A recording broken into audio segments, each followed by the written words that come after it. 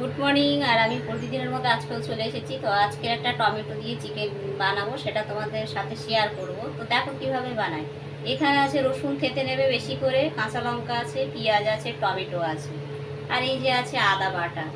আর এখানে ফড়নে আছে দেখো মেথি, আর আছে গোটা গরম মশলা, তেজপাতা। এই দিয়ে হবে চিকেন, আর এই হচ্ছে চিকেন। তা কিভাবে বানাই চলো তোমাদেরকে দেখাই। আজকে কড়াইয়ে দিয়েছি আমি সাদা তেল, ফোড়নটা দিয়ে দেবো, পেঁয়াজ দেবো। এবার আমি চিকেনগুলো দিয়ে দেবো, দেবো আদা বাটা, নুন দিলাম, এইগুলোতে এবার ঢেলে দেবো। এটাকে এবার নাড়বো, নাড়া হয়ে গেছে, এটা আমি ঢাকা দিয়ে দেবো। আঁচটা কমিয়ে দেবে, এটা কিন্তু ধিমি আঁচে হবে, আর জল দেবে না, এটাই মাংস সেদ্ধ হয়ে যাবে। এই দেখো মাঝে মধ্যে নেড়ে নেড়ে দেবে কিন্তু, না হলে তলায় লেগে যাবে।